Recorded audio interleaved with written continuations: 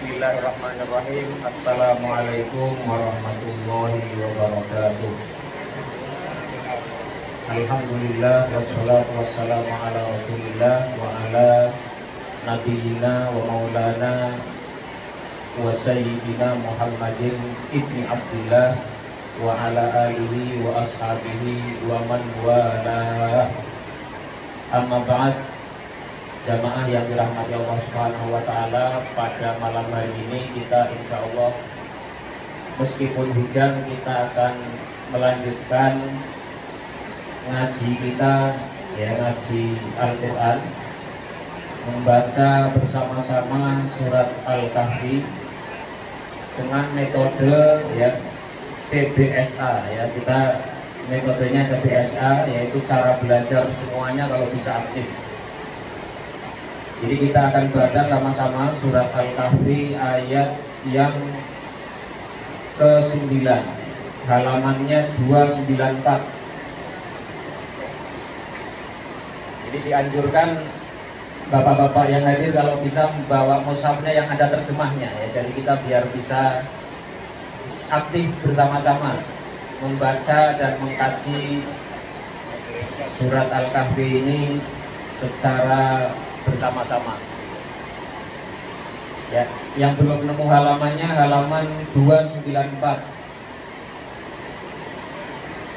surat Al-Kahfi, ya, surat yang ke-18, juznya juz 15, halamannya 294. Ayatnya kita kemarin terakhir ayat 8 dan hari ini masuk ayat 9 dan seterusnya. Sebelum kita mulai, kita baca bersama-sama 1-2 ayat. Mudah-mudahan dengan bacaan Al-Quran itu kita bisa lebih mendapatkan keberkahan dari Allah Subhanahu wa ta'ala. A'udzu billahi minasy syaithanir rajim.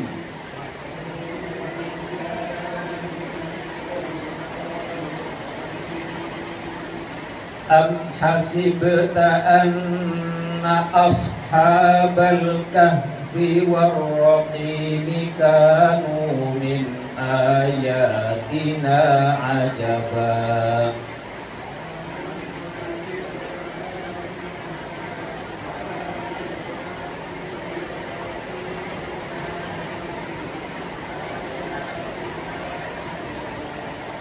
Ya, yang perlu diperhatikan, anna itu nunnya ada tasdid, dibaca dengan gunnah, jadi dengung sekitar 2 ketukan, ya. Anna, ya, bukan anna tapi anna, ya, 2 ketukan. Kita lanjut, ya. Id awal fityatu ilal kahfi wa qalu rabbana atina min ladunka rahmah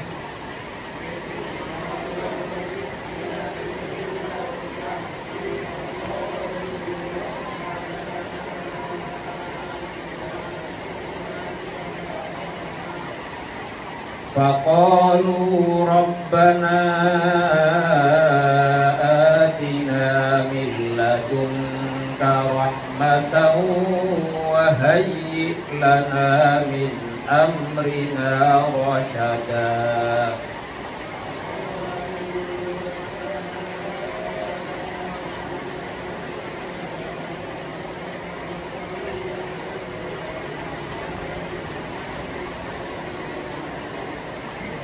Kita hari ini bacanya 2 ayat saja, tapi nanti mungkin kita kaji bisa 2 ayat atau lebih, ya.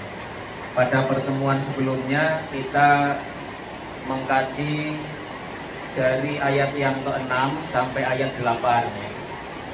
Kemarin kita membaca ayat fala'allaka bahi'un nafsaka ala atharihim illam yu'minu bihadzal hadithi asafa.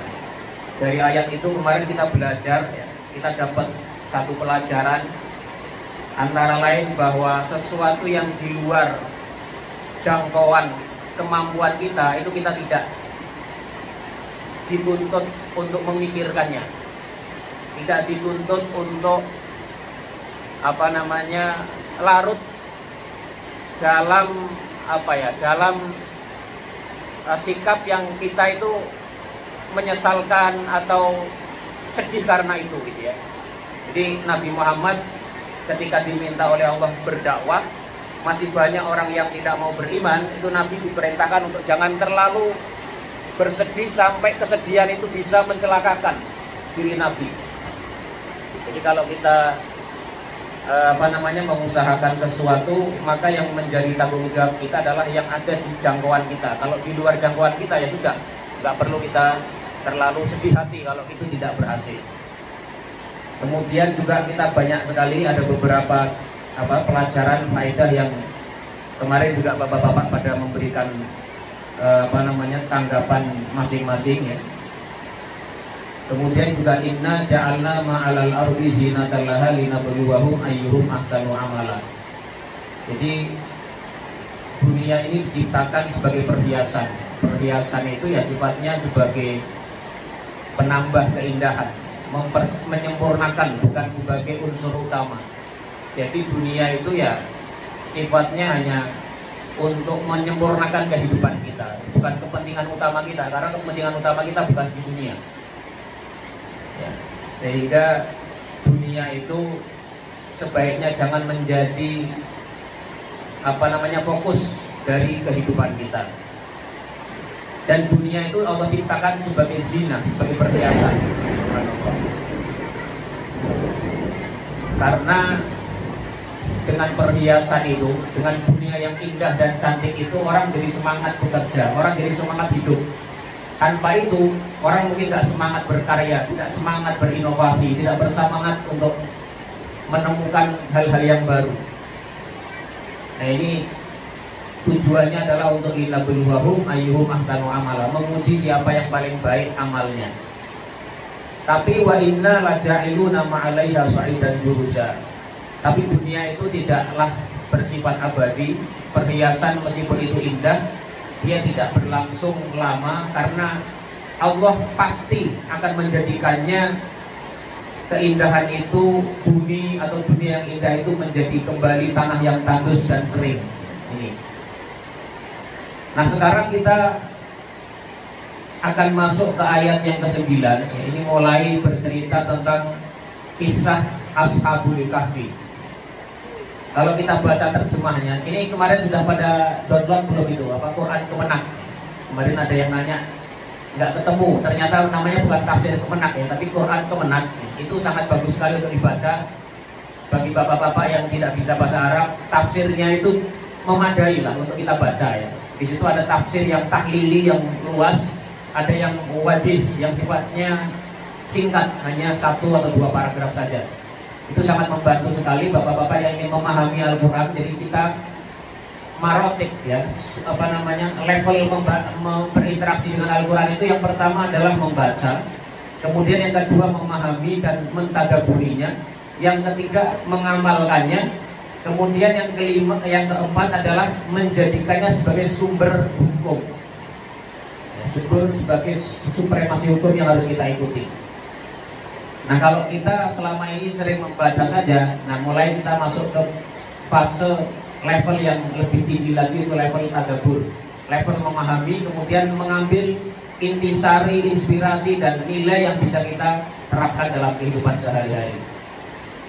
Di sini kalau kita baca terjemahnya ya, nomor 9 ayat 9, apakah engkau wahai Nabi Muhammad mengira bahwa orang yang mendiami gua Ashabul Kahfi dan orang yang mempunyai rokim itu di sini disebutkan sebagai mufasir mengartikannya sebagai nama anjing, ada yang mengartikannya sebagai batu atau satu lempengan benda yang di situ dituliskan nama-nama Ashabul Kahfi.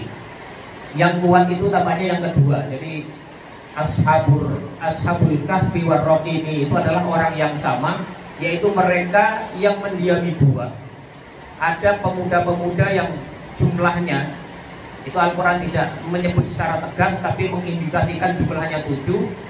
Yang mereka itu juga nantinya ada orang lain yang menuliskan nama-nama mereka sebagai bentuk apresiasi dan penghargaan serta pencatatan atas kejadian mereka yang luar biasa, sehingga nama-nama mereka tertulis di satu lembar. Ada yang menyebutnya itu berbentuk perunggu, rosos. Ada yang menyebut bentuknya lempengan batu, ada yang menyebutnya lempengan tembaga, tapi semua itu tidak ada nas yang eksplisit dari Al-Quran. Jadi kita nggak perlu mencari tahu lebih detail. Pokoknya Ar-Raqim itu adalah sesuatu yang tertulis. Ar-Raqim ay al-marqum. Ar-Raqim itu adalah sesuatu yang tertulis, yaitu nama-nama Ashabul Kahfi yang ada dalam Al-Quran ini.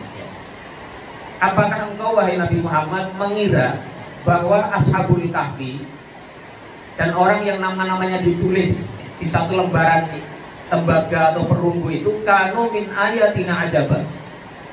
Apakah mereka itu termasuk tanda-tanda kebesaran kami yang menakjubkan? Jadi ayat ini kalau kita baca itu ya Quran Kemenak itu di situ silakan dibaca bagaimana cerita tentang Ashabul Kahfi. Ada yang menyebut di zaman raja yang namanya Dingyanus. Ada yang menyebut lain di masa-masa yang macam-macam. Ada perbedaan pendapat di antara para ulama tafsir mengenai siapa mereka. Tapi Al-Quran tidak menyebut mereka secara detail karena memang itu tidak terlalu penting. Karena yang penting itu adalah apa nilai inspirasi pelajaran yang bisa kita ambil dari cerita Ashabul Kahfi. Nah di sini disebutkan wahai Nabi Muhammad, apakah engkau mengira bahwa Ashabul Kahfi itu yang luar biasa nanti akan diceritakan lebih detail, yang mana mereka tidur selama 300 tahun menurut hitungan tahun Syamsiyah atau 309 tahun menurut hitungan Qamariyah, itu adalah sesuatu yang menakjubkan? Jawabannya adalah ya, memang cerita Ashabul Kahfi itu sesuatu yang menakjubkan. Makanya Allah ceritakan di sini, yaitu kok ada sekelompok pemuda yang mereka itu tertidur di satu gua yang lamanya 300 tahun atau 309 tahun, dan mereka hidup dengan normal dan bisa bangkit lagi, kemudian bisa melakukan hal-hal seperti sebagaimana mereka sebelum mereka tidur selama 300 tahun.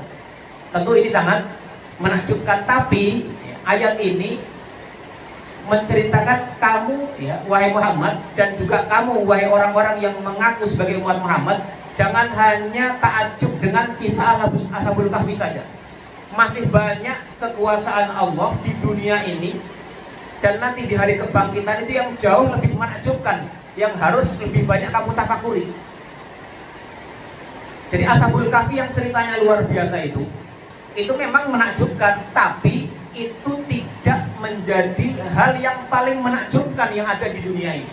Itu bukan pertanda Allah yang paling menakjubkan di antara tanda-tanda Allah yang lainnya. Masih banyak dari alam semesta ini. Kalau kita lihat galaksi ini, bumi itu ya, kalau di zoom kita di Azalea, kita unzoom itu mengecil jadi wilayah Jatimulya, kita unzoom lagi mengecil dari kecamatan Cilodong, kita unzoom lagi mengecil jadi kota Madya Depok, kita unzoom lagi kecil dari wilayah Jawa Barat, kita unzoom lagi ketemu Jawa, kita unzoom lagi ketemu Indonesia, kita unzoom lagi kelihatan bola dunia, semakin mengecil gitu.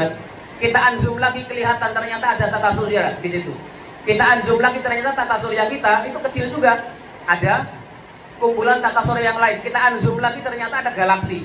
Galaksi Bima Sakti terdiri dari jutaan atau miliaran bintang-bintang. Kita unzoom lagi ternyata di luar galaksi kita, Milky Way atau galaksi Bima Sakti, ada banyak galaksi yang lain lagi. Ternyata kita itu kecil sekali. Jadi kalau ada orang itu merasa besar ya, itu kebangetan. Ternyata kecil banget. Dilihat satu Azalea aja udah kecil. Dilihat satu Cilodong lebih kecil lagi. Dilihat satu Depok lebih kecil lagi. Dibandingkan satu Indonesia jauh lebih kecil lagi. Dilihat satu Indonesia jauh lebih kecil lagi. Dilihat seluruh alam semesta, tidak ada artinya manusia itu. Ya, maka manusia itu kecil ya, di hadapan Allah Subhanahu Wa Taala. Jangan pernah membesarkan kepala kita. Ya. Jadi ini ya, ayat ini sekali lagi menyatakan tidak pantas kira-kira gitu ya. Tidak pantas bagi kalian menganggap kisah Ashabul Kahfi meskipun dia itu menakjubkan, tapi ada banyak hal lain yang jauh lebih menakjubkan yang harus kamu tafakuri.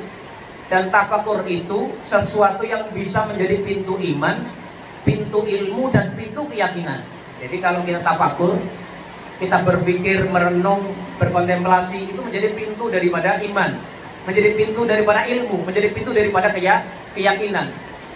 Ini ya, ini ayat yang pertama. Ada yang silakan dibaca lagi kalau yang mau membaca. Ini karena hujan biasanya pada aktif nih ya, mau menyampaikan apa yang ditangkap dari ayat ini, silakan. Kalau ada yang mau menyampaikan, kira-kira ada nilai apa yang bisa ditangkap dari ayat ini? Am hasibta anna ashabal kahfi warraqimi kanu min ayatina ajaba. Oke, karena mungkin hujan ya, suaranya nggak jelas ya, mungkin nggak ada yang menyampaikan tadaburnya, nggak apa-apa. Jadi sekali lagi ayat ini menegaskan betapa Allah itu maha kuasa. Allah membangkitkan sekelompok pemuda selama 309 tahun dengan begitu mudah, di mana mereka tidak berubah fisiknya, tidak berubah kekuatannya, tidak berubah ingatannya. Itu mudah sekali. Dan tentu bagi Allah membangkitkan manusia setelah kematiannya itu jauh lebih mudah juga. Itu nggak ada mustahil bagi Allah. Jadi ayat ini meminta kita untuk banyak tafakur tentang kekuasaan dan keajaiban daripada ciptaan kekuasaan Allah Subhanahu wa Ta'ala. Ayat berikutnya, id awal fityatu ilal kahfi faqalu rabbana atina min ladunka rahmatan wa hayyi lana min amrina rasyada. Id awal fityatu, ingatlah ketika para pemuda itu mereka berlindung ilal kahfi, ke dalam gua. Jadi ashabul kahfi itu berlindungnya ke dalam gua. Mereka, kalau dibaca tafsirnya itu ya, tafsir Kemenak itu ada di situ diceritakan bagaimana kisah mereka lari daripada penguasa yang zalim gara-gara mereka beriman, sementara masyarakatnya dan penguasanya lalim memaksa orang untuk meninggalkan keimanan itu. Maka mereka akhirnya pergi dari kaumnya, menyelamatkan iman mereka. Ini juga pelajaran buat kita bahwa kalau kita memegang satu keyakinan dan kebenaran, kemudian kita meyakini bahwa kebenaran itu tidak mungkin kita pertahankan di hadapan orang-orang lain yang banyak berbeda dengan kita, maka lebih baik kita menyelamatkan iman kita ya, meskipun kita harus meninggalkan tempat kita dengan berhijrah. Ini pula yang dilakukan oleh Rasulullah SAW ketika di Mekah, karena kaumnya tidak mau menerima risalah Nabi, sementara situasi dan keadaan Nabi waktu itu masih lemah, ya Nabi memilih untuk hijrah. Hijrah pertama dicoba ke Taif, gagal. Hijrah kedua, sahabat-sahabat beliau juga diminta ke Habasyah, ke Ethiopia, gagal. Akhirnya mereka hijrah ke Yathrib yang kemudian menjadi Madinah An-Nabawiyah atau Madinah Al-Munawwarah. Jadi sama dengan ini semangatnya, semangat mempertahankan iman mereka demi agar mereka selamat agama mereka dan keimanan mereka. Awal fityatu ilal kahfi, ketika pemuda-pemuda itu mereka berlindung ke dalam gua. Sebenarnya Allah Subhanahu wa Ta'ala ini bisa di sini menggunakan kata ganti, karena ashabul kahfi itu sudah disebutkan pada ayat yang ke-9. Harusnya kalau menurut kaidah bahasa, Allah bisa saja memilih pakai dhamir, kata ganti di situ, bahwa mereka atau hum awau ilal kahfi. Tapi di sini dipastikan lagi bahwa ashabul kahfi adalah anak-anak muda. Mengapa? Ini menjadi pelajaran juga. Usia muda itu usia di mana umumnya orang masih belum bijak. Usia muda itu kan usia di mana orang biasanya menikmati kehidupan dia, menikmati kesenangan. Tapi ini ada sekelompok anak muda yang justru menikmati keimanan mereka. Ini jadi sesuatu nilai plus bagi ashabul kahfi. Nabi sendiri pernah bilang ya, anak-anak muda ini adalah mereka yang membantuku di saat orang-orang tua memusuhiku. Jadi anak-anak muda ini menjadi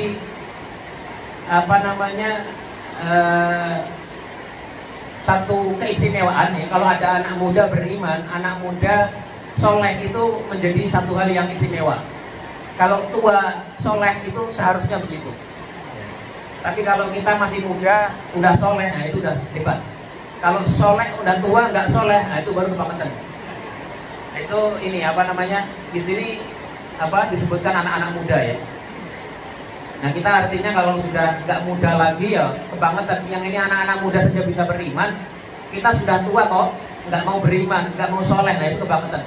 Apalagi sudah lewat 40 tahun, ini 40 tahun sudah menghabiskan 2/3 dari jatah umumnya manusia. Karena kata Nabi, usia umatku rata-rata itu adalah 60-70 tahun. Wa aqalluhum man yajuzu dzalik. Hanya sebagian kecil yang bisa melampaui 70 tahun itu. Jadi bersyukur kita yang bisa melampaui itu. Nah ini, mereka masuk ke dalam gua.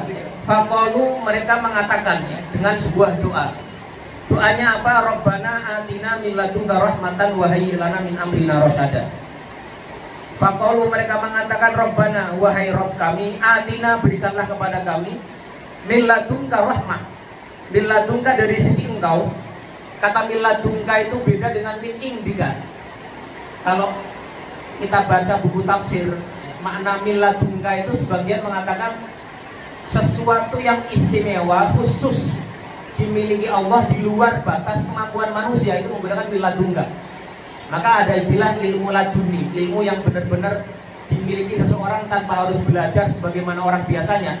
Itu kenapa disebut min ladunka? Itu karena pemberian Allah yang sangat spesial di luar batas kebiasaan yang bisa dicapai manusia. Min ladunka, apa yang diminta? Rahmah, yaitu rahmat dari Allah. Wa hayyi lana min amrina rasyada, dan sempurnakanlah atau persiapkanlah atau mudahkanlah lana bagi kami min amrina dari segala urusan kami. Apa yang diminta? Rasyada, yaitu petunjuk yang lurus. Nah jamaah sekalian, ayat ini memberikan pelajaran yang juga luar biasa kepada kita, bahwa Ashabul Kahfi ini ceritanya dimulai dengan doa. Doa itu ternyata sangat bisa mengubah sebuah situasi. Doa itu bisa mengubah situasi. Di sini diceritakan Ashabul Kahfi memulai cerita ini dengan doa.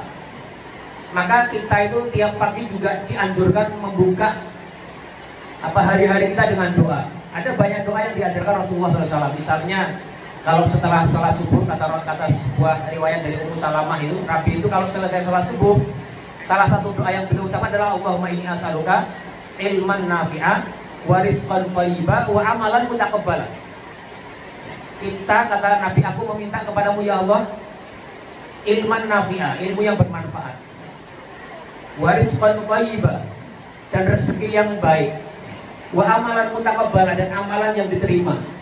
Jadi kita sudah membentuk visi. Doa itu sekaligus membentuk visi kita. Kalau kita baca itu Seven Habits itu kan katanya mulailah dengan tujuan akhir di depan. Maksudnya apa?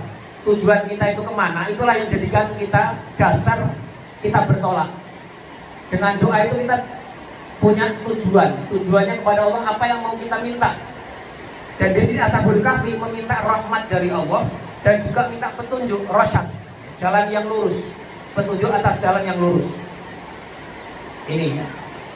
Jadi kita sangat dianjurkan untuk memulai segala hal dengan doa. Minimal dimulai dengan bismillah ya. Bismillah, menyebut nama Allah Subhanahu wa taala sebagai gambaran bahwa kita itu melakukan sesuatu adalah dengan nama Allah dan atas izin Allah Subhanahu wa taala semata. Dan hanya untuk Allah Subhanahu wa taala semata.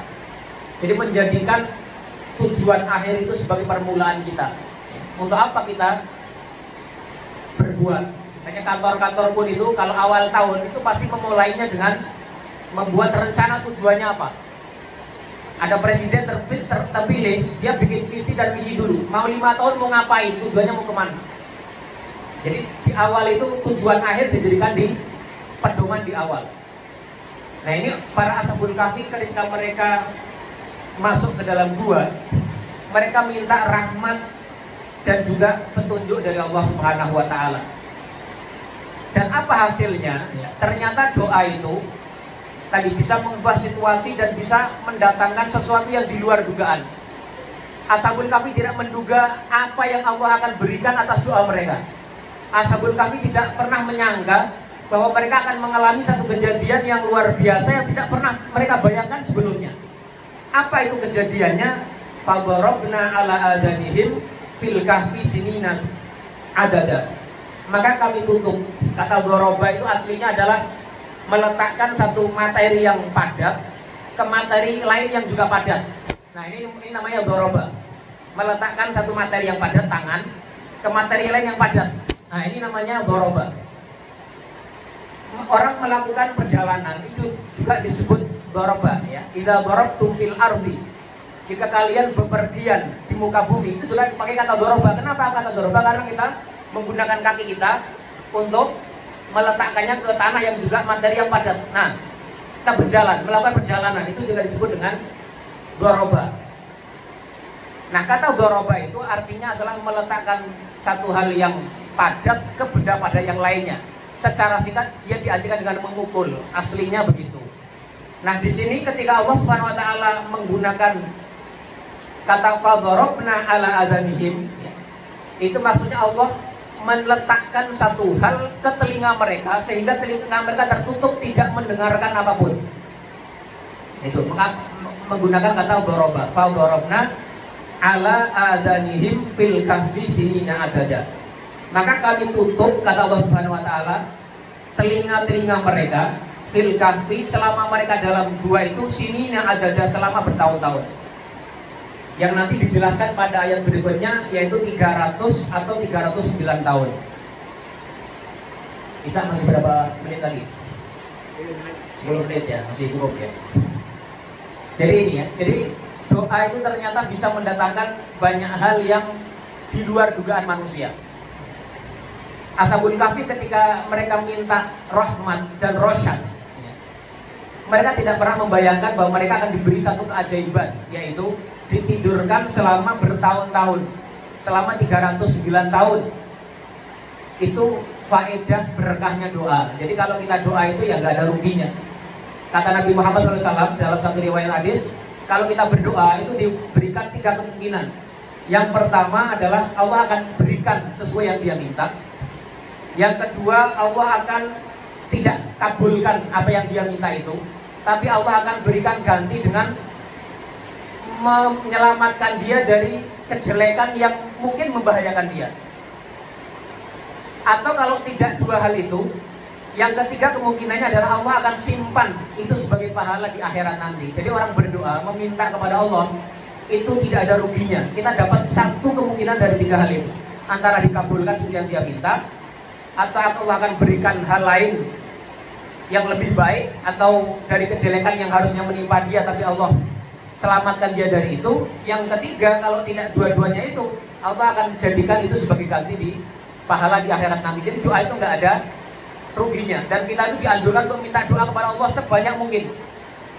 Allah itu maha suka, sangat suka kalau kita meminta kepadanya, karena itu bukti dari bahwa kita butuh kepada Allah Subhanahu Wa Ta'ala. Maka ada ayat yang menyebutkan itu di surat apa ya, yang Allah itu mencela orang-orang yang sombong, tidak mau meminta dan berdoa kepada Allah Subhanahu Wa Ta'ala. Wa may yastakbir an ibadati, para ulama mengatakan an ibadati ay an doa minni, ya. Jadi orang yang takabur, tidak mau meminta kepada Allah, itu Allah cela dalam Al-Quran. Itu bukti atau bentuk ekspresi dari bahwa kita itu butuh kepada Allah Subhanahu Wa Ta'ala. Ekspresi bahwa kita itu hamba Allah Subhanahu Wa Ta'ala. Kita kemarin sudah singgung ya dalam ayat yang pertama itu, makom yang tertinggi dari seorang makhluk itu adalah ubudiyah, makom ubudiyah, makom penghambaan kepada Allah Subhanahu Wa Ta'ala. Maka dalam banyak kesempatan ketika Allah ingin menunjukkan makom Nabi yang tinggi, disebut dengan sifat abd, sifat ubudiyah. Dalam surat Isra, ketika Isra Mi'raj, atau dalam proses penurunan Al-Quran, Allah sebut Nabi sebagai ubudiyah, sebagai hambanya yang membutuhkan Allah Subhanahu Wa Ta'ala, yang beribadah secara penuh kepada Allah Subhanahu Wa Ta'ala. Maka kalau kita bisa mengekspresikan penghambaan kita kepada Allah, disitulah justru derajat kita semakin naik. Semakin rendah kita di hadapan Allah, merendah kita, justru derajat kita semakin naik di hadapan manusia. Itu pentingnya kita berdoa kepada Allah Subhanahu Wa Ta'ala, ya. Kita dianjurkan untuk banyak berdoa, ya. Karena dengan doa itu kita bisa diberikan sesuatu yang yang luar biasa. Itu ada cerita, ada seorang yang terjebak di gua. Ini bukan Ashabul Kahfi tapi ya. Ketika dia terjebak di gua, tiba-tiba seekor singa masuk. Ketika singa masuk, tentu orang ini terkejut dia dan takutnya minta ampun.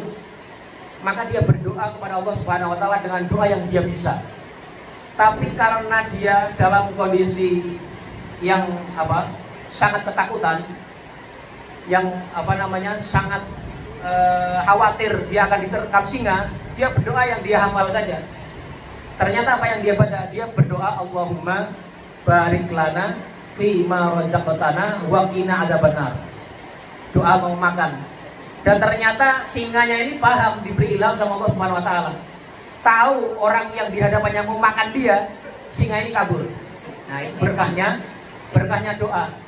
Jadi doa itu kadang-kadang bisa memberikan satu hal yang tidak kita harapkan, di luar batas bayangan dan harapan kita. Seperti yang terjadi kepada Ashabul Kahfi. Sekali lagi mereka tidak pernah terbayang bahwa mereka akan diberikan kekuatan bisa tidur 309 tahun tanpa kurang satu apapun. Ini dengan berkahnya doa in awal misyatu ilal kahfi faqalu rabbana atina min ladunka rahmatan wa hayyi lana min amrina rashada. Ini juga pelajaran buat kita. Kita baik kalau mau meniru doa ini, ya. Kita hafalkan doa ini, rabbana atina min ladunka rahmah wa hayyi lana min amrina rashada. Ini kita sangat bagus sekali kalau kita hafal dan kita lafadzkan, kita hayati maknanya dan juga kita panjatkan kepada Allah Subhanahu wa taala sebagaimana Ashabul Kahfi meminta ini. Doa ini disebutkan dalam Al-Qur'an, artinya kita layak untuk meneladani, layak untuk menghafalkan, layak untuk meniru dan senantiasa memunajatkannya kepada Allah Subhanahu wa taala. Rabbana atina min ladunka rahmatan wa hayyi lana min amrina rashada. Ayat berikutnya, fadarabna ala adanihim fil kahfi sinina adada. Ini ya, Allah menutup telinga mereka. Jadi orang tidur itu hal yang paling sensitif adalah telinganya. Makanya kalau kita tidur, kalau kita ingin bangun, pasti yang kita setel apa? Alarm. Karena itu yang bisa masuk ke telinga kita saat kita tidur. Ini ayat ini menunjukkan bahwasanya ketika Allah Subhanahu wa taala menginginkan Ashabul Kahfi itu tidur dengan nyenyak, maka Allah daraba adanihim. Daraba adanahum. Allah memukul, dalam tanda kutip ya, meletakkan satu tutup di telinga mereka sehingga telinga mereka tidak mendengar apapun, sehingga tidur mereka bisa nyenyak. Jadi kalau kita mau tidur nyenyak itu tutup telinga kita. Maka kalau kita di pesawat itu biasanya kalau kita perjalanan jarak jauh kita dikasih itu penutup telinga itu ya. Itu apa? Agar kita nggak dengar itu apa? Ngiung-ngiungnya mesin pesawat itu. Jadi tidur kita semakin nyenyak. Ini ayat ini isyarat bahwasanya telinga itu adalah panca indera paling sensitif saat orang tidur. Ya, maka yang Allah tutup untuk menunjukkan tidur yang nyenyak buat mereka itu adalah telinga mereka yang ditutup oleh Allah Subhanahu wa taala. Maka dengan ditutupnya telinga itu mereka bisa tidur selama 300 tahun lamanya. Ini ya. Tsumma ba'atnahum lina'lama ayyul hisbaini ahsa lima labithu amada. Kemudian kami bangkitkan mereka lina'lama ayyul hisbaini, agar kami tahu manakah di antara kedua golongan itu ahsa yang lebih tepat hitungannya lima labithu amada, terhadap apa yang mereka tinggal. Amada berapa lama ya, jumlahnya berapa lama, berapa tahun. Jadi ini Allah Subhanahu wa taala menggunakan kata ba'atsnahum. Hari kiamat salah satu nama lainnya adalah yaumul ba'ats, hari di mana Allah membangkitkan kembali umat manusia dan jin setelah mereka tidur dalam kematian mereka selama bertahun-tahun. Jadi ini Allah juga ingin menunjukkan bahwasanya Allah mampu membangkitkan Ashabul Kahfi yang sudah tidur 309 tahun tanpa ada kurang apapun. Allah juga maha mampu untuk membangkitkan manusia yang sudah meninggal dikubur bertahun-tahun seperti mana mereka hidup seperti sedia kala. Allah maha mampu atas kedua hal tersebut ya. Tetapi di sini disebutkan bahwa Allah membangkitkan para Ashabul Kahfi itu tujuannya adalah lina'lama ayyul hisbaini ahsa lima lam itu amada, agar kami, kata Allah, tahu di antara kelompok mana yang lebih tepat hitungannya. Kita kalau baca ayat ini itu seakan-akan apa Allah itu nggak tahu, kok Allah mengatakan agar kami tahu. Jadi kalau kita baca Al-Quran, ayat-ayat atau hadis-hadis yang menyebutkan agar Allah tahu, ya, misalnya Allah menguji agar Allah liya'lamal ladzina amanu minkum wa ya'lamas shadiqin, agar tahu mana orang-orang yang benar-benar beriman dan mana-mana orang yang shadiq, orang yang jujur dengan imannya. Itu bukan berarti Allah itu tidak tahu sebelumnya. Ini namanya ilmul musyahadah atau ilmu zuhur, ya. Ilmu yang agar itu ilmunya itu bisa diwujudkan nyata, bisa dilihat dan dirasakan secara indrawi oleh manusia. Allah itu ilmunya ilmu qadim, ya. Ilmunya mendahului dari sesuatu yang belum terjadi. Sejak zaman azali dulu Allah sudah tahu apa yang akan terjadi, apa yang sedang terjadi dan juga apa yang telah terjadi. Dan ketika kalau kita baca ayat lina'lama, Allah agar tahu, itu maksudnya adalah agar pengetahuan Allah itu masuk keluar dalam alam musyahadah, alam ke dunia yang bisa disaksikan oleh indera manusia, agar manusia tahu gitu loh. Bukan agar Allah tahu, Allah ingin tahu, melihat bahwa itu diketahui masuk ke alam musyahadahnya manusia. Itu ya, lina'lama ayyul hisbaini ahsa lima labithu amada, agar mereka-mereka itu di antara dua kelompok yang berbeda pendapat, ada yang mengatakan itu sekian tahun, ada yang mengatakan sekian tahun, mereka bisa diketahui mana yang lebih tepat hitungannya. Ini ayat ini juga menjadi isyarat bahwasannya menghitung itu adalah satu hal yang penting, ya. Menghitung, ya. Ketepatan hitungan itu adalah satu hal yang terpuji. Makanya statistik itu adalah satu hal yang sangat terpuji. Karena apa? Dia bisa menghitung sesuatu dengan tepat, dan itu sangat memberikan manfaat bagi umat manusia. Ayat ini menjadi isyarat, ya, bahwasanya penghitungan yang tepat itu adalah sesuatu yang terpuji. Jadi kalau kita bisa menghitung, apalagi hitungan uang kita, ya, lebih tepat, itu lebih baik dan lebih manfaat bagi kehidupan kita sendiri. Itu tsumma ba'athnahum lina'lama ayyul hisbaini ahsa lima labithu amada. Silakan kalau ada yang mau menambahkan atau menyampaikan. Biasanya para guru aktif, di satu pertemuan bisa 3 kali, ya. Tapi hari ini tampaknya beliau karena keanginan, ya.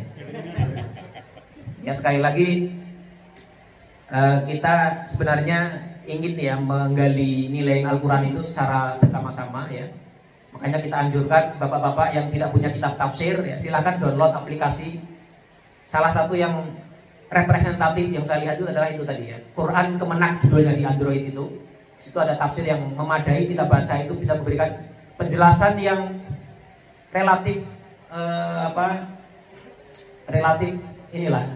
bisa membuat kita paham makna ayat. Setelah itu kita terenungi, kira-kira apa sih nilai, inspirasi, pelajaran yang bisa kita ambil dan kita internalisasi dalam kehidupan kita sehari-hari. Mungkin kalau memang tidak ada yang ingin menambahkan dan karena sudah isya, kita cukupkan sekian saja. Mudah-mudahan apa yang kita pelajari dan bahas pada malam hari ini itu bisa bermanfaat untuk khususnya saya sendiri dan bagi jamaah sekalian. Wassallallahu ala nabiyyina Muhammadin wa ala alihi wa sahbihi wa baraka wa sallam. Subhanakallahumma wa bihamdika asyhadu an la ilaha illa anta astaghfiruka wa atubu ilaik. Wassalamualaikum warahmatullahi wabarakatuh. Apa? Enggak, saya